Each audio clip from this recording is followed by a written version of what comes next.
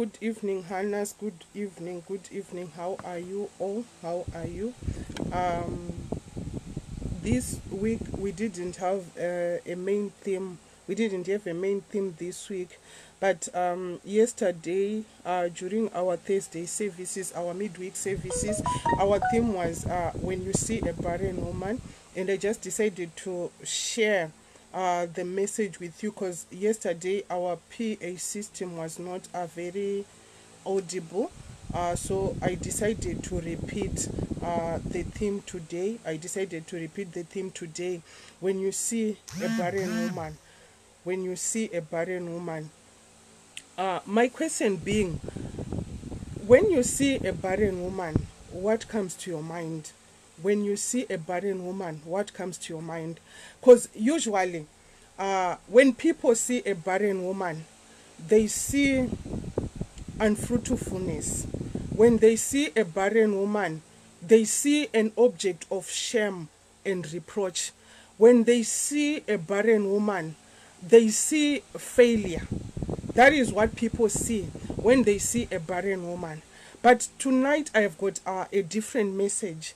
Tonight I've got a different message for everybody who is saying, I've been barren in some area of my life. I've been barren in some dimension of my life. I've been barren in some fuck out or some system of my life. I've got a different message. I've got a different message for all those who are saying I've been barren in a particular area of my life or in some areas of my life. I was just thinking, ndichifunga nezveupenyu hwemukadzi anonzi Hannah, anova the name of this platform, ndichifunga nezvemukadzi anonzi Hana, I was thinking kuti Hana ane mazuva akararama ari an object of shame and reproach. Hana ane mazuva akararama when Penina would provoke her each and every day of her life. Hana ane mazuva akararama achisvika maybe paimbobvunza Mwari kuti Mwari, dambudziko rangu richapera rini? Mwari, kusekwa kwangu kuchapera rini? Mwari, kunyadziswa kwangu kuchapera rini? And I was just thinking, kune vanhu vakawanda like who are watching me right now, vasvika palevel yekuti anombobvunza Mwari kuti nhai Mwari, inini kusekwa kwangu kuchapera rini? Nhai Mwari, inini nhamo yangu ichapera rini? Nhai Mwari, inini kunyadziswa kwangu kuchapera rini? I don't know what is bringing that shame and reproach into your life. Maybe kusarorwa, vanhu muarea vakutoti tsiko mbii inofa isina kurorwa. Maybe kusabara chaiko, vanhu vari kuti ngoma iyi ichabara rini? Maybe business riri kuramba kusimuka, vanhu vari kuzvibvunza kuti Chinguri akaenda kuBotswana, akaenda kuSouth, akaenda kuZambia, chii chabuda? Hapana chiri kubuda. She doesn't have anything to show for it. But today I've got a message for all those people. Today I've got a message for all those people. So I was just thinking kuti Hana ane mazuva maybe ekutoti Penina aigona kutuma mwana wake kutenda unoti kuna mai guru Hana hanzi uyai mutore nyama yemombe yaurawa nababa. Iye achitoziva kuti Hana haana mwana wekuti atume, but ichingori kuchingova kuprovoka, kuchingova kuseka, kuchingori kuda kunyadzisa. Maybe Hana ane mazuva akatombosangana naPenina akati moroi mai guru mai ndandakanganwa kuti hamuna mwana, achisekwa achishungurudzwa Hana. And every year Hana achienda kuShilo achinonamata, every year Hana achienda kuShilo vachinopa masacrifice, achibvunza Mwari kuti nhai Mwari, inga kuShilo ndinoenda kunonamata, nhai Mwari, inga masacrifices ndinopa, kwa inini hamundinzwiwo here? Kwa inini hamuoniwo here shame nereproach yandiri kusangana nayo? Kwa inini hamuzaruriwo here chibereko changu? Ane nguva dzakararama dzanga dzakaoma Hana, ane nguva dzakararama dzekuti maybe every day aitotesa mapilo nemusodzi achifunga kuti yangu nyaya ichagadziriswa rini, achifunga kuti rangu dambudziko richapedzwa rini. Am I talking to somebody who is in such a situation today? Am I talking to somebody who is in such a situation today? Bible roti Elkana aida mukadzi wake Hana zvekuti paaivagovera aipa Hana a double portion because he loved her, even anga asina mwana. But Hana aitosekwa kunzi ava vanongopiwa double portion, havana kana mwana vanoidi double portion, ava vanongopiwa zvakawanda, vanozvidinda, havana mwana wekupa. Ndiri kutaura nemunhu wekuti vanotengesa padhuze nepaunotengesera vanokutarisa voti ava vanongozvinetsawo, chavanomukira everyday vachiuya kutauni chii. Ndiri kutaura nemunhu wekuti pamusika paunotengesera madomasi vanhu vanokutarisa voti ava vanozvinetsawo, chavanomukira vachienda kuMbare chii vachitonhorwa nechando. Ndiri kutaura nemunhu wekuti ari kucrossa border almost every week, akaenda kuZambia, akanopfuura akaenda kuTanzania, akaenda kuJoburg, akaenda kuFrancistown. But vanhu vanenge vakamutarisa vachiti ava vanozvinetsa nekukwira macross border mabhazi. Chiiko chabuda pane zvavari kuita? When you see a barren woman, when you see a barren woman, what do you see? When you see a barren woman, what do you see? Kune vanhu vanoti vakatarisa mukadzi asina mwana vanoona a waste of time kumurume anenge akamuroora. Kune vanhu vanoti vakatarisa mukadzi asina mwana vanoona a waste of resources kumurume akamuroora. Ndavari kuti she is useless, haana mwana waari kukwanisa kutiunzira mudzinza. Vari kuti she is useless, haana chaari kukwanisa kutiitirawo chinobatika chinooneka. There are people who are like that right now. There are people who are like that here right now. But today I've got a message for you. Today I have got a message for you. So I'm going to read from 1 Samuel. 1 Samuel chapter 1. 1 Samuel chapter 1. 1 Samuel chapter 1.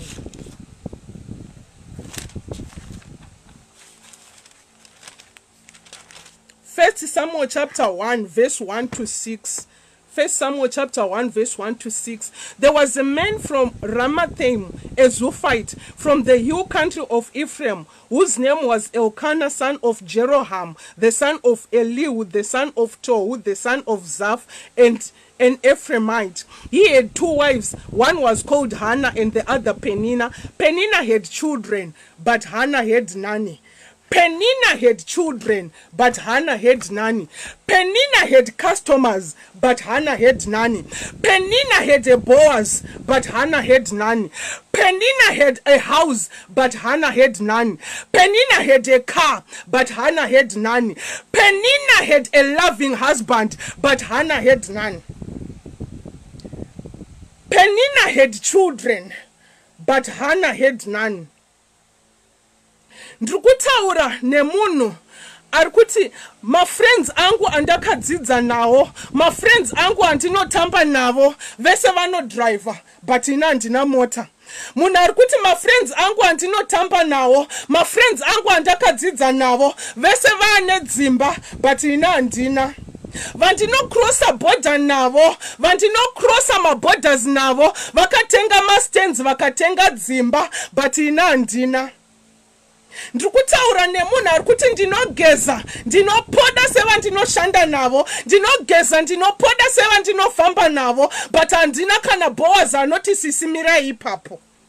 Ndikutaura nemunhu arikuti inini ndinoita zvese zvinotarisirwa kuti mukadzi aite mumba, ndinogeza, ndinoklina mumba, ndinotsvaira mubedroom, ndinoshongedza perfume nemarolon zvinozorwa nevamwe ndinozora, hembe dzakanaka dzinoonekera ndinopfeka, but murume haandione. Vandinotamba navo vanoitirwa zvidavado nevarume vavo, vandinofamba navo vanodiwa nevarume vavo, but inini handioneke. Inini murume wangu hapana chaanondiitira. Peninnah had children, but Hannah had none. Peninnah had children, but Hannah had none. Vawakaenda navo ku college 10 years ago. Vakawana mabasa vakamachinja katatu. Vachitsvaga rinobhadhara zviri nane. Vachitsvaga raidevelopa nekuprogressa their destinies and their careers. But iwa unakana basa wandra wakambowana. Even rekutsvaira muoffice zviri kuramba. Peninnah had children, but Hannah had none. Peninnah had children, but Hannah had none. Let's read on. Let's read on. Year after year, this man went up from his town to worship and sacrifice to the Lord Almighty at Shiloh, where Hophni and Phinehas, the two sons of Eli, were priests of the Lord. Whenever the day came for Elkanah to sacrifice, he would give portions of the meat to his wife Peninnah and to all her sons and daughters. But to Hannah he gave a double portion because he loved her, and the Lord had closed her womb. But to Hannah he gave a double portion because he loved her. But the Lord had closed her womb. But the Lord had closed her womb. Chakonzeresa Hana asaite vana hakusi kuti pane muroya akamuroya. Chakonzeresa Hana asaite vana hakusi kuti kuna tete vakabheja kuti haabare. Chakonzeresa Hana asaite mwana hakusi kuti murume anga ane low fertility. Chakonzeresa kuti Hana asaite mwana hakusi kuti anga ane ma-blocked fallopian tubes. Chakonzeresa Hana kuti asaite mwana hakusi kuti anga ane ma-hormonal imbalances. But God, the Lord, had closed her womb. The Lord had closed her womb. I'm talking to somebody who is watching me right now. My sister, I want you to know, whatever situation you are going through, whatever barrenness you are facing, whatever unfruitfulness you are facing, it's because the Lord has closed your womb for a reason. It's because the Lord has closed your womb for a reason. It's because the Lord has closed your womb for a reason. Because the Lord had closed your womb. Let's read on. Because the Lord had closed her womb, her rival kept provoking her in order to irritate her. Her rival kept provoking her in order to irritate her. This went on year after year. Whenever Hannah went up to the house of the Lord, her rival provoked her till she wept and would not eat. Munaenda kuma all night. Munonona ewa nemvura muri kugomo. Munona ewa nemvura muchenda ku town kuma all night. Chabuda chi. Munobata baibiri every day muri pamsika. Munobata baibiri every day muri patebo yenyu munakwame nguruma. Munobata baibu every day muri patebo yenyu kubasa. Chataona chi chiri kubuda. So every year Hannah would go to Shiloh, and every year when she went to Shiloh, Penina would make sure that she provoked her. Zoita sekuti Penina imwe nguva yese anga asina basa nezvaitika muupenyu wa Hana, but demoni rakere kuprovoka rainyanyisa kusimuka panguva yavaenda ku temple, rainyanyisa kusimuka panguva yavaenda ku Shiloh kunonamata. Have you ever noticed sometimes miedzo inonyanyisa kuwanda musi unenge wabva ku all night, miedzo inonyanyisa kuwanda musi unenge waenda ku midweek service, miedzo inonyanyisa kuwanda musi unenge wabva ku church iri Sunday. Penina ainyanyisa kuprovoka Hana musi wavanenge vaenda ku Shiloh. Madays avaenda ku Shiloh, demoni rakere kuprovoka raisimuka. But it was for a purpose.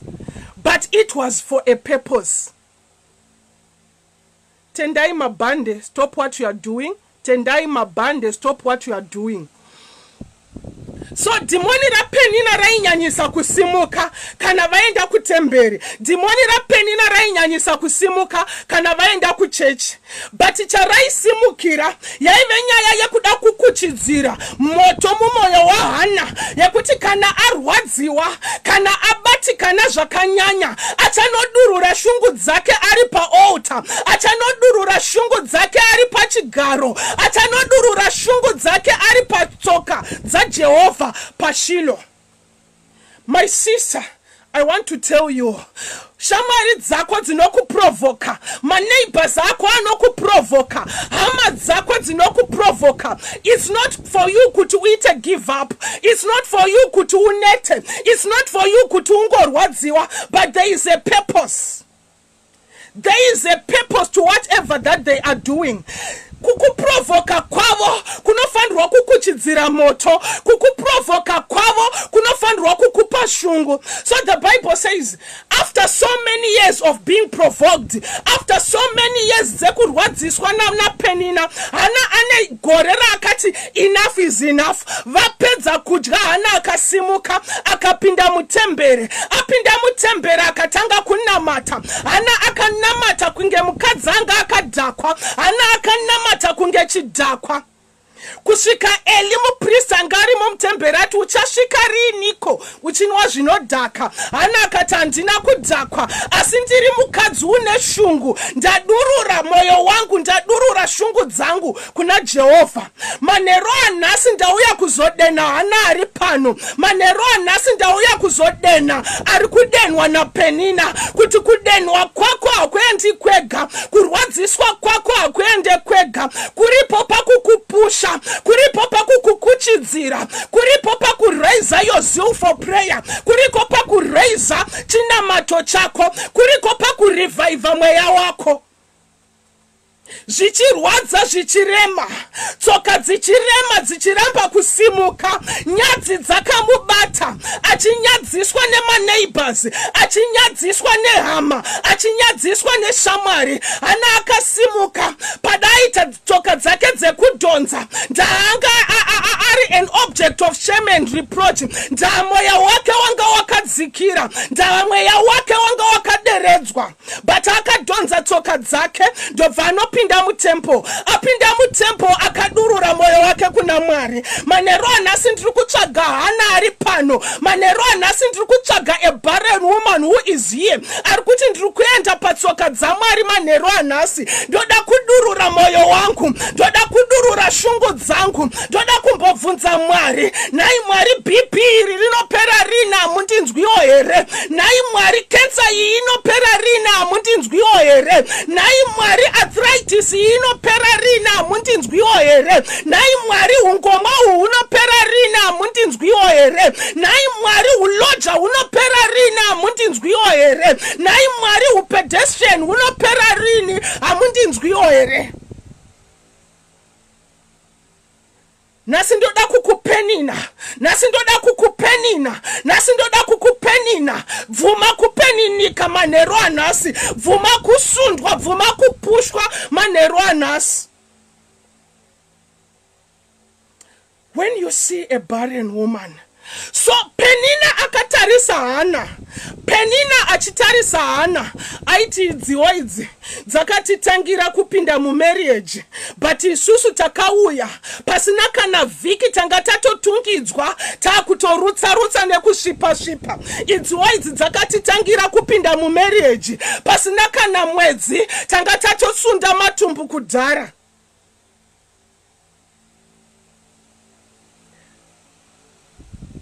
Pane vanhu vari kuti vakakutarisa vanoti ndo vakatanga kugraduate, but takutovatangira kudriver manavhara, takutovatangira kudriver marova. Pane vanhu vanoti vakakutarisa vanoti ndivo vahombe kwatiri, but takatovatangira takatopfeka maringi, but takatovatangira tatomudzimba takunzi vana mainingi. Pane vanhu vanoti vakakutarisa vanoti ndimi makatanga kushanda, but tatokutangirai kutenga mastenzi, tatokutangirai kuvaka dzimba. Pane vanhu vanoti vakakutarisa vanoti ndivo kavakatanga kuita macross border, ndivo vakatanga kuenda kuBotswana, ndivo vakatanga kuenda kuMessina, ndivo vakatanga kuenda kuZambia, but takutovatangira taane dzimba nemotikari dzatiri kudriver. Kune vanhu vari kuti vakakutarisa vanoona an object of shame, vanoona an object of reproach. But today I have your message. Today I have your message. So Penina mumoyo make akanga akucelebrata kuti inini ndazvarira murume hatizivi padanga akutoita gore mwana nda aitraya kukaurisa nekunyanyisa kurwadzisa Penina, kuti arwadzise Hana, kuti adzimbire maronda aHana.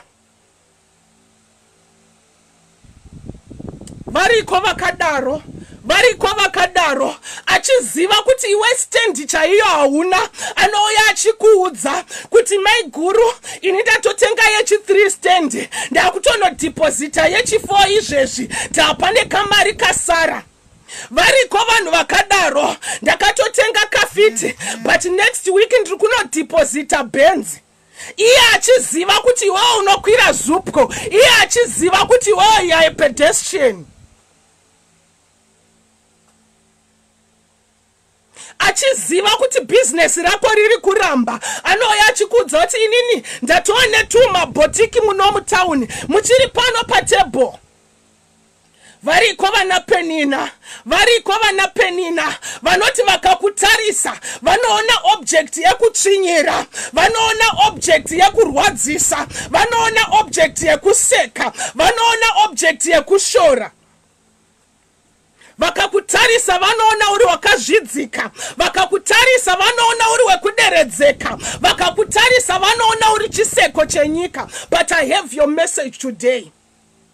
I have a message for you today.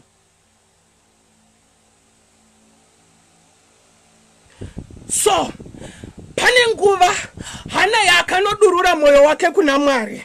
Zvobva zvanzi vachibva ikoko Elkana akanosangana nemukadzi wake Hana. Ndokubva Hana aita pamuviri.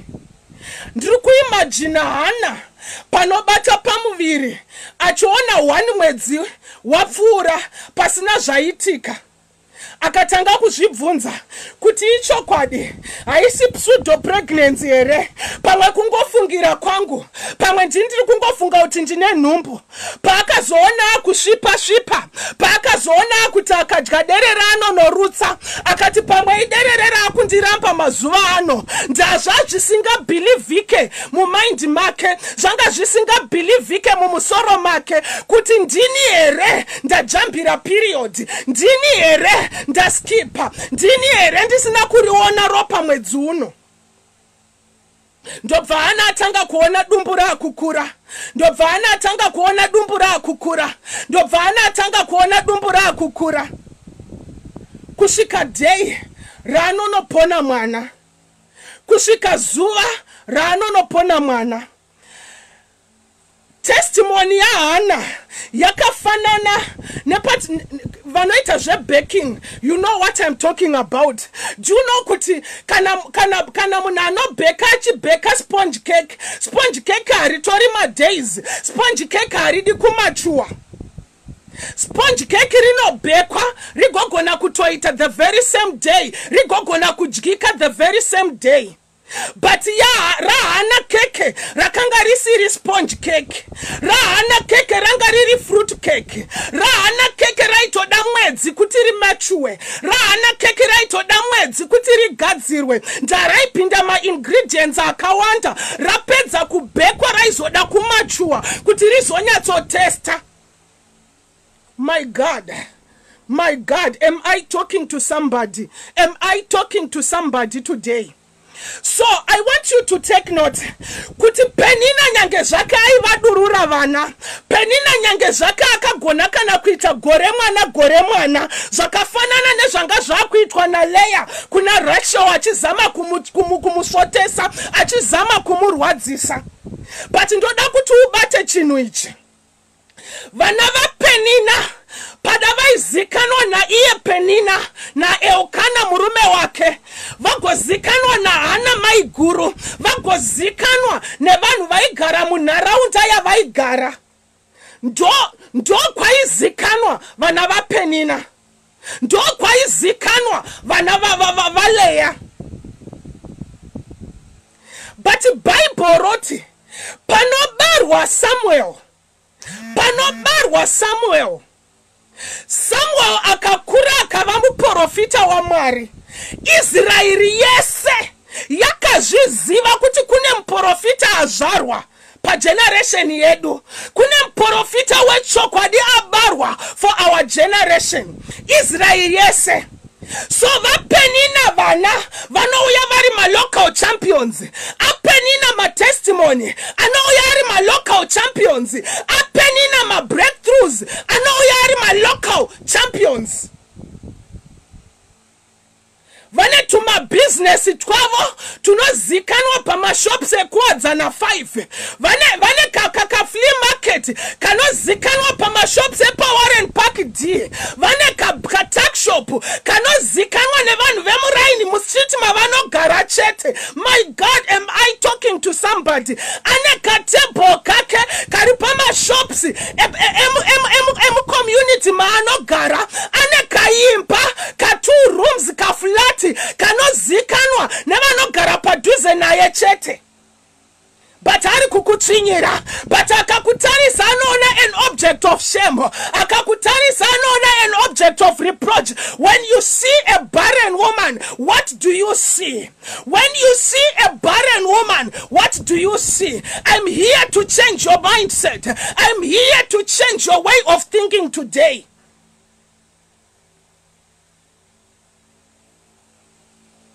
Ana Penina venyu vanokurumidza kuuya vagouya gore after gore. Ndama local champions, ndava vanogumira pa border reBait Bridge, ndava vanogumira pa border reChirundu. But kana Samuel akuuya kana Samuel akuuya Israeli yese inozviziva kuti kune mwana azvarwa Israeli yese inoziva kuti kune muprofita auya in our generation. So I'm trying to imagine kuti Penina paimboseka, Penina paimbotarisa Hana obva atanga kupwipwinyika akatarisa kusaidi, Penina paimbotarisa Hana obva azvirova dundundu kuti tisu vakadzi, tisu takarorwa, tisu takudza dzinza. Musi unouya Samuel, Penina akatarisa Hana anonzwa sei, Penina akatarisa Hana mumoyo make anoti chii. Musi unouya Joseph, Leya akatarisa Rachel anonzwa sei. Musi unouya Joseph, Leya akatarisa Rachel mumoyo make zvinoti kudii. Because Yako testimony is not going to be a local testimony. I'm talking to national business women. I'm talking to regional business women. I'm talking to international business women. Ndrikutaura vanhu vachaita mutsindo, ndrikutaura vanhu vachaita mukurumbira. Zvainonoka because yako yanga isiri test yemanga. Zvainonoka because it was not an ordinary testimony.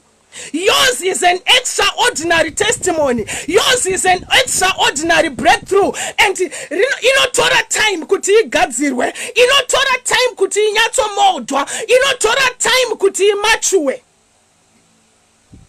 When you see a barren woman, what do you see? When I look at a barren woman, I see potential. When I look at a barren woman, I see capacity. When I look at a barren woman, I see pregnant of extraordinary things. When I look at a barren woman, I see greatness. When I look at a barren woman, I see distinctiveness. When I look at a barren woman, I see outstanding things.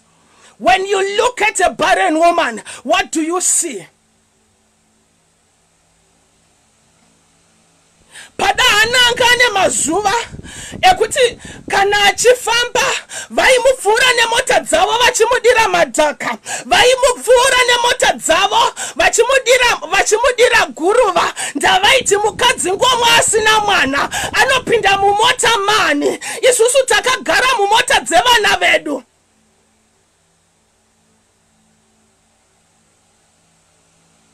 But musi unouya Samuel, pane vanozama kuswedera padhuze, pane vanozama kuziva Hana, ndakune muprofita azvarwa, ndahana anogona kunotaurawo nemwana wake profeti kuti atibatsire, ndahana anogona kunotaurawo nemwana wake profeti kuti atinyengeterere.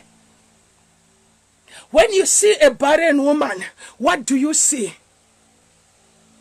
I was talking yesterday to the Ruthies. And I was saying, imagine David, mazuva ake aifudza makwai, mazuva aipfeka manyatera, mazuva ainhuwa ntove ari kumafuro.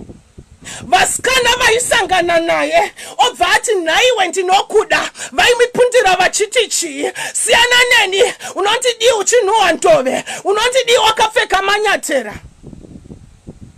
When you see a barren woman, what do you see? Ndakuna Ruth akaramba mukomana nekuti angamuona akapfeka worksuit ine magrisi, nekuti akangamuona akapfeka worksuit yakacheneruka. Haana kuziva kuti ndi manager we construction company. Haana kuziva kuti ndi manager we construction site. They didn't know that. Musi unozonogara David ku palace. Musi unonogara David ku palace. Kune vakazosara vakukwenya musoro kuti vakomana ndakairasa, vakomana chicha ndakaita, mukomana ndakamutsvinyira uyo. Nhasi ndiye akundipfumbura achiperekedzwa neconvoy. Kune vanhu vatakatarisa, wakatarisa bhutsu dzake, wakatarisa belt rake, wakati no, azviite, haana class, haintroducike kuma friends angu. When you see a barren woman, what do you see? When you see a barren woman, what do you see?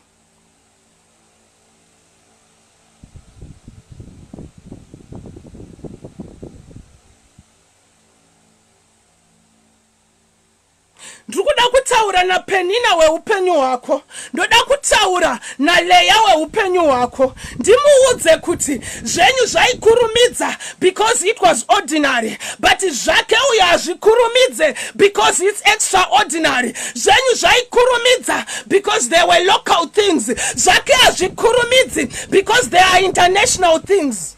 Aungafananidzi munhu anonohodha zvinhu zvasonwa kuMbare nemunhu ari kuhodha hembe dzake kubva kuTurkey. My God, am I talking to somebody? Zvinobva kuTurkey zvinoda kuodhwa, zvozoshipwa, zvoenda through customs kuti zvisvike kumuridzi, but zvekuMbare ndomukandokwira kombi ndonotenga ndobva ndadzoka zvoswera zvapamusika. When you see a barren woman, what do you see? Dei Rachel aigona kutaura, angade akazotaura kuti ndine mazuva andakatsvinyirwa naLeya achiita gore mwana. Dei Rachel aigona kutaura, angade akataura kuti ndine mazuva ekuti Leya ainditsvinyira achiti ndipe mamandrex emwanakomana wangu. Ndikazosvika pakumupa murume usiku ihwohwo, ndaini ndakanga ndisina mwana, ndaainditsvinyira achindishungurudza. But ndine gore randakarangarirwa naMwari. Wangu mwana gore rakaita nzara ndiye akagona kuraramisa even vana vaLeya ainditsvinyira. Am I talking to somebody? Am I talking to somebody? Dai hana aigona kutaura, angade akataura kuti ndine mazuva andakatsvinyirwa naPenina, ndine mazuva andakachemedzwa naPenina, but pakazouya Samuel nayewo aenda kunoona muprofita waJehovha. My God, am I talking to somebody? Am I talking to somebody? All those people who are laughing at you, all those people who are provoking you, they shall come back to you for help. They shall come back to you for advice. When you see a barren woman, what do you see? Ukaona munhu achifamba nemapatapata, ukaona munhu achiloja one room, ukaona munhu achigona kudya a single meal per day, ukaona munhu achiita basa rekutsvaira mustreet, what do you see? What do you see? When you see a barren woman, what do you see?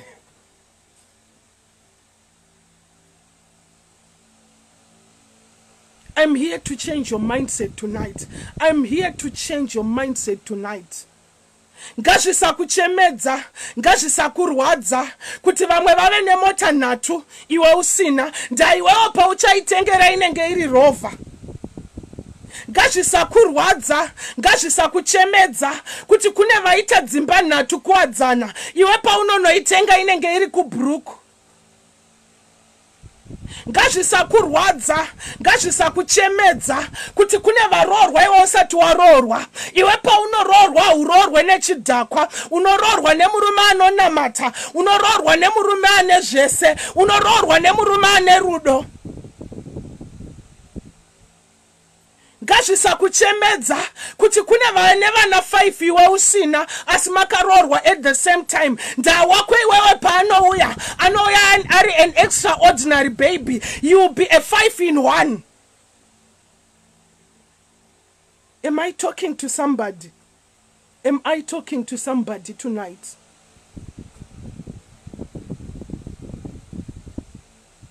When you see a barren woman, what do you see?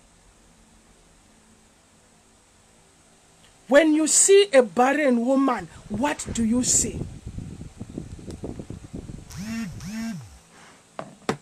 Isaiah chapter 54. Isaiah chapter 54.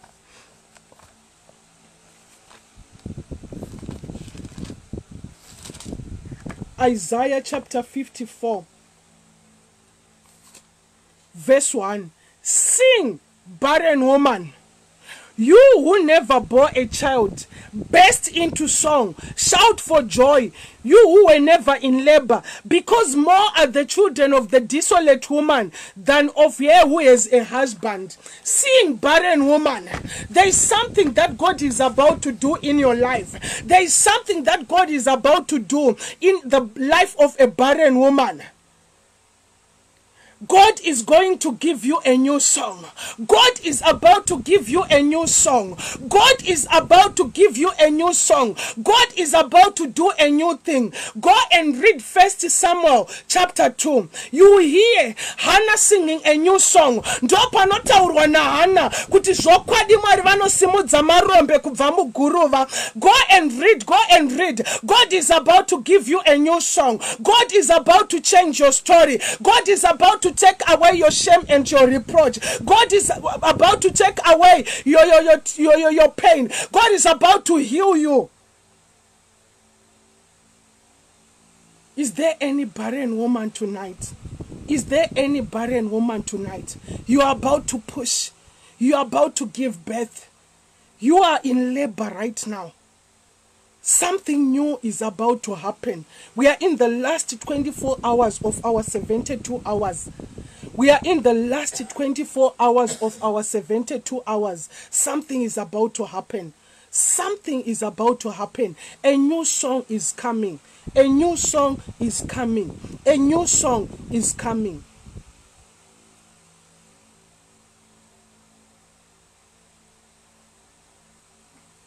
So from today, when you see a barren woman, see potential.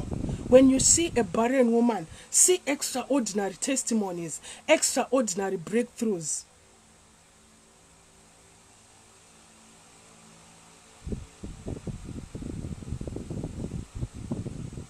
Thank you so much. Thank you for joining me for this live stream. Thank you so much for joining me for this live stream. When you see a barren woman, that's my message. When you see a barren woman, what do you see? When you look at yourself as a barren woman, what do you see? When you look at your husband as a barren woman, what do you see? When you look at your Boaz as a barren woman, what do you see? I love you so much, but God loves you more. Have a wonderful night. We meet again tomorrow, same time. We meet again tomorrow, same time. Thank you so much. God bless you.